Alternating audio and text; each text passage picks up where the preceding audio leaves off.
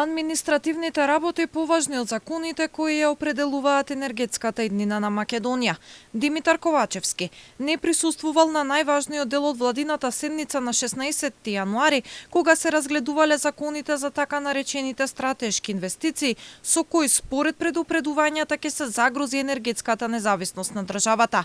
Според образложението од Ковачевски, средувањето на административно-техничките работи за поднесување на оставка во тој момент како прв човек на владата била поважна од дискусијата за вакво прашање.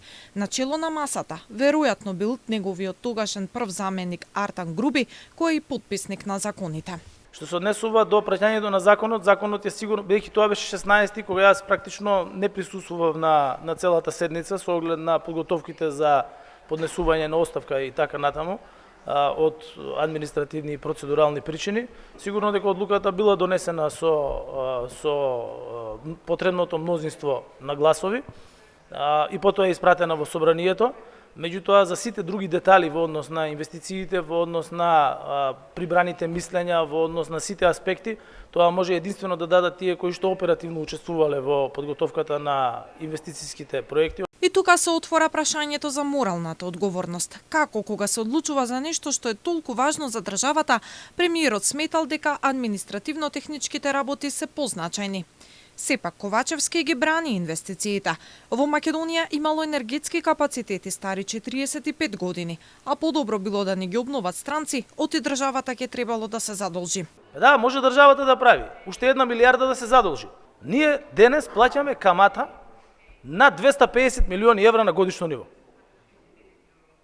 И сега уште кредити, кога ви имате инвеститори кои што сакаат да инвестираат во државата. Додека Ковачевски е убеден дека владата ја донела најдобрата можна одлука, министерот за економија јавно кажа дека ќе бара до објаснување на законите и не се согласува со давањето на државна помош на веќе профитабилна компанија. Зошто не се земало предвид неговото мислење на владината седница засега е отворено прашање. На неговите предупредувања му контрира првиот човек на ТИР со кој неретко ги прославуваа најавите за инвестиции.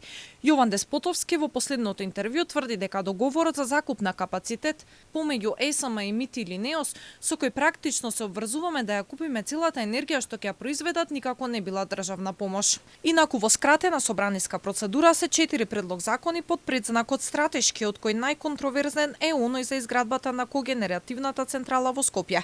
Проектот ќе чини 290 милиони евра за изградба на централа во Скопска железара со годишно производство на околу 1150 гигавати часови електрична базна енергија, за што според она што досега беше објавено, веројатно сме прифатиле се што побарале.